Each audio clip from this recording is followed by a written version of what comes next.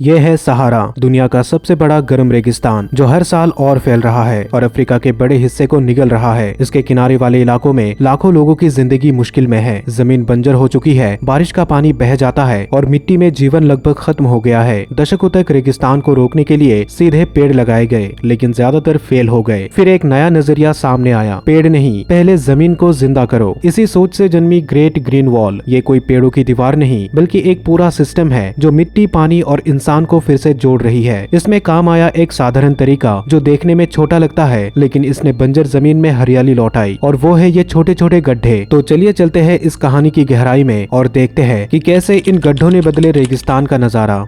सहारा रेगिस्तान करीब 92 lakh square kilometre में फैला हुआ है। ये इतना बड़ा है कि इसने अफ्रीका के लगभग 1/3 हिस्से को ढक लिया है। और प्रॉब्लम सिर्फ इतनी नहीं है, सहारा रुक नहीं रहा, ये हर साल और फैल रहा है। 20वीं सदी की शुरुआती सालों की तुलना में इसका आकार 10 से 20% तक बढ़ चुका है। मतलब साफ है, रेगिस्तान धीरे धीरे ज्यादा जमीन निकल रहा है। सहारा के नीचे साहिल इलाका है। ये एक सूखा इलाका है जो 20 से ज्यादा अफ्रीकी देशों में फैली हुई है। यहाँ लाखों लोग रहते हैं और उनकी जिंदगी इसी जमीन पर निर्भर है। हालांकि इस इलाके में बारिश तो होती है, लेकिन उससे कोई फायदा नहीं पहुंचता। हर साल थोड़े समय के लिए तेज बारिश होती है, पर दिक्कत यह है कि जमीन पूरी तरह खराब हो चुकी है। मिट्टी की ऊपर वाली परत पत्थर जैसी सख्त हो गई है। इससे एक जैसी परत बन गई है जो पानी को अंदर जाने ही नहीं देती। नतीजा ये होता है कि बारिश का पानी बहकर निकल जाता है। इसी प्रॉब्लम से निपटने के लिए अफ्रीकन यूनियन ने 2007 में ग्रेट ग्रीन वॉल शुरू की, जो साहिल क्षेत्र में अटलांटिक तट से रेड सी तक लगभग 8000 किलोमीटर में फैली हुई है और 20 से ज्यादा देशों को जोड़ती है। ये कोई पेड़ों की सीधी दीवार नहीं, बल्कि जमीन सुधार का एक नेटवर्क है, जहां हर इलाके में उस जगह की मिट्टी, पानी और लोगों की जरूरतों के हिसाब से अलग अलग समाधान अपनाए जाते हैं। यानी रेगिस्तान को जबरदस्ती हरा करने के बजाय जमीन और इंसानों के सिस्टम को ठीक किया जाता है, ताकि हरियाली अपने आप लौट सके। दशकों तक साहिल में रेगिस्तान को रोकने का सीधा तरीका पेड़ लगाना माना गया। अरबों डॉलर खर्च हुए और बड़े पैमाने पर पेड़ लगाए गए, लेकिन ज्यादातर प्रोजेक्ट फेल हो गए, क्योंकि पौधे ऐसी मिट्टी में लगाए गए जो पहले ही खराब हो चुकी थी, जो पानी नहीं रोकती थी और जिसमें जीवन लगभग खत्म हो चुका था। और नतीजा ये हुआ कि 1-2 सालों के अंदर 80 से 90% पौधे मर गए। यही वजह है कि ग्रेट ग्रीन वॉल सिर्फ पेड़ लगाने पर नहीं, बल्कि पहले मिट्टी और पानी के सिस्टम को ठीक करने पर फोकस करती है, ताकि जमीन खुद फिर से जिंदा हो सके। और यही से होती है एक बड़ी योजना की शुरुआत।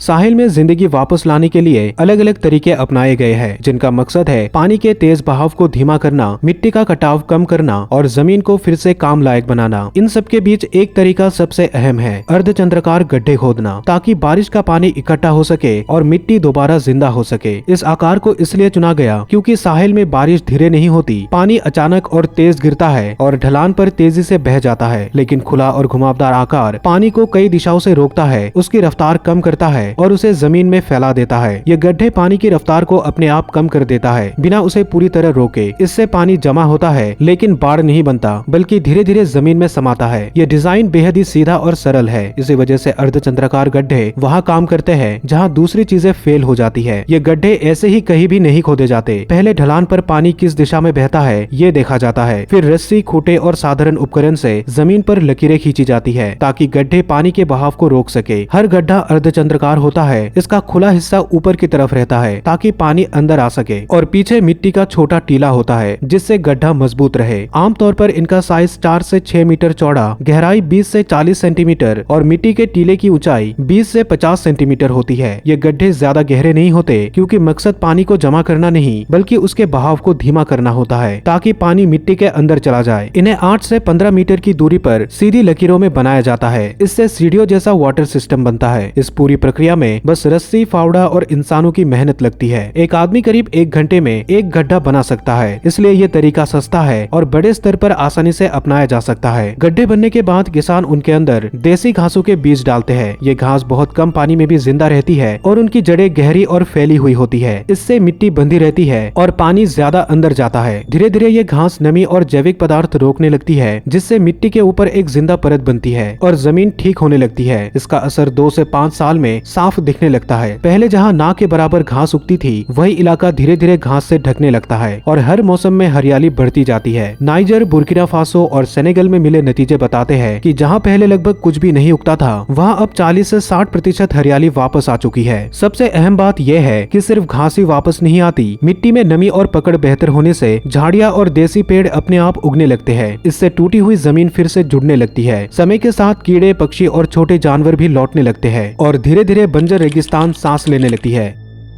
पर्यावरण सुधरने के साथ साथ ये तरीका लोगों की रोजी रोटी भी बनाता है। मिट्टी बेहतर होते ही कई गांवों में बाजरा और मक्का जैसी फसलें उगने लगती है, जिससे खाना मिलता है, आमदनी आती है और मौसम के हिसाब से काम भी मिलता है। खास बात यह है कि यह तरीका बहुत ही सस्ता होते हुए भी असरदार है। स्थानीय लोग खुद गड्ढे हाथ से बना सकते हैं, उनका देख रेख खुद कर सकते हैं और धीरे धीरे इस सिस्टम को और बड़े इलाके में फैला सकते हैं। सहारा जैसी कठोर जगहों पर यह तरीका बड़े पैमाने पर काम करने वाला साबित होता है और हजारों हेक्टेयर बेकार पड़ी जमीन फिर से खेती के काम आने लगती है। अफ्रीका में जमीन सुधार का एक और तरीका है सैंड डैम। इसमें मौसमी नदी के रास्ते पर कम ऊंचाई की कंक्रीट या पत्थर की दीवार बनाई जाती है ताकि अचानक आई बाढ़ के साथ आने वाली रेत रुक सके। समय के साथ ये रेत बांध के पीछे जमा हो जाती है और उसके अंदर ही पानी भरकर एक प्राकृतिक पानी का भंडार बन जाता है। इस रेत में लाखों लीटर पानी सुरक्षित रहता है। खुले जलाशयों में जहाँ 90% तक पानी भाप बनकर उड़ जाता है, वही सैंड डैम पानी को जमीन के नीचे रखकर इस नुकसान से बचाते हैं। इस जमा पानी को छोटे कुओं से पूरे साल निकाला जाता है, जिससे लंबे सूखे मौसम में पीने का पानी, सिंचाई और जानवरों की जरूरतें पूरी होती है। ग्रेट ग्रीन वॉल में जमीन सुधार का एक और आसान तरीका है स्टोन लाइंस। हल्की ढलान वाली जमीन पर जमीन की बनावट के हिसाब से ढीले पत्थर एक लाइन में लगाए जाते हैं। इसका मकसद बारिश के पानी की तेज रफ्तार को रोकना होता है। जब पानी धीरे बहता है तो मिट्टी, गाद और जैविक चीजें वही रुक जाती है, बहकर नहीं जाती। इससे जमीन धीरे धीरे मजबूत होने लगती है। समय के साथ पत्थरों के पीछे बारीक मिट्टी जमा होने लगती है। इससे धीरे धीरे उपजाऊ ऊपरी परत वापस बनती है, जहां घास और फसल उग सकती है। अब तक आपने देखा कि अफ्रीका में रेगिस्तान को हरा करने के लिए क्या किया जा रहा है, लेकिन कहानी यही नहीं रुकती। अब चलते हैं चीन, जहां रेगिस्तान से लड़ने का तरीका काफी अलग है। सदियों से उत्तरी चीन रेत की प्रॉब्लम से जूझ रहा है। 1990 के दशक तक हालत इतनी खराब हो गई थी कि लोगों को 80 से ज्यादा दिनों तक रेत भरी धूल से बचने के लिए मास्क पहनने पड़े। तकलामकान रेगिस्तान लाखों साल पहले बना। यहाँ सालाना औसत बारिश 100 मिलीमीटर से भी कम होती है। इतनी कम नमी में किसी भी पौधे का टिक पाना बेहद मुश्किल है। जब रेगिस्तान बढ़ने लगा तो चीन ने पीछे हटने के बजाय सीधा मुकाबला चुना। साल 1978 में सरकार ने एक लंबी योजना शुरू की, जिसे आज ग्रेट ग्रीन वॉल कहा जाता है। ये कोई एक जंगल की दीवार नहीं है, बल्कि हजारों जंगलों, हवा को रोकने वाली हरित पट्टियों और पानी वाले इलाकों का बड़ा जाल है। ये करीब 4500 किलोमीटर से भी ज्यादा फैला हुआ है और चीन के ज्यादातर उत्तरी हिस्से को ढकता है। इसे जमीन पर किया गया अब तक का सबसे बड़ा इंसानी प्रयास माना जाता है और यही से चीन की बंजर जमीन को फिर से जिंदा करने की असली कोशिश शुरू हुई। सबसे पहले चीनी इंजीनियरों ने सैटेलाइट मैपिंग और ड्रोन की मदद से इलाके का सर्वे किया ताकि ये समझा जा सके कि रेत के टीले कैसे खिसकते हैं और हवा किस दिशा में बहती है। इन आंकड़ों के आधार पर उन्होंने एक बड़ा ग्रिड सिस्टम बनाया, जिसे स्ट्रॉ चेकर बोर्ड कहते हैं। इसमें रेत और पुआल को तिरछे पैटर्न में बिछाया जाता है। हर चौकोर हिस्सा लगभग 20 बाई 20 फीट का होता है। ऊपर से देखने पर जमीन सुनहरे चौकोरों वाला चेकर बोर्ड जैसी दिखती है। ये काम मुश्किल और महंगा है और साथ ही इसे बेहद कठिन माहौल में किया गया। लाखों किलो पुआल को सैकड़ों मील दूर रेगिस्तान के बीच तक पहुंचाया जाता है। वहां पहुंचकर मजदूर छोटी छोटी खाइयां खोदते हैं और पुआल के बंडल को ठीक ग्रिड लाइन में रखते हैं। ग्रिड लगने के बाद मशीनें काम शुरू करती है। नर्सरी में पहले तैयार किए गए बीज हर ग्रिड के बीच में लगाए जाते हैं। हर पौधे को बहुत ही सावधानी से लगाया जाता है ताकि उसकी नाजुक जड़ें सतह के ठीक नीचे रहे, जहाँ पुआल की परत उन्हें तेज धूप और उड़ती रेत से बचाती है। ये बुनाई वाला पैटर्न चलती रेत को रोकता है, हवा की रफ्तार कम करता है और छोटे छोटे इलाके बनाता है जहाँ नमी कुछ समय तक टिकती है और पेड़ लगाना आसान हो जाता है। मजदूर हर पौधे को नाप कर पानी देते हैं और उसके चारों तरफ की मिट्टी दबा देते हैं ताकि जड़ें नीचे की नमी से अच्छी तरह जुड़ जाए। अगले कई हफ्तों में पुआल का ग्रिड अपना काम करता रहता है। यह सतह को ठंडा रखता है, पानी के भाप बनने को कम करता है और पौधों के पास की बारीक रेत को बहने नहीं देता। समय के साथ पुआल धीरे धीरे गलकर एक जैविक परत बनाता है जो मिट्टी को पोषण देती है। इससे जड़ें मजबूत होती है और मिट्टी के नीचे गहराई तक फैलती है। जो शुरुआत नाजुक पौधे से होती है, वही धीरे धीरे हरियाली का पूरा जाल बन जाती है जो रेत के टीलों को रोकती है और रेगिस्तान को पीछे धकेलने की प्रक्रिया शुरू करती है। दोस्तों, अगर आपने इस वीडियो को यहाँ तक देखा है तो मुझे पूरा यकीन है कि आपको ये वीडियो भी काफी पसंद आएगी। तो जल्दी से क्लिक करके इस वीडियो को भी जरूर देखें। साथ ही इस वीडियो को एक लाइक करें और चैनल को सब्सक्राइब करें। मैं मिलता हूँ आपसे अगली वीडियो में।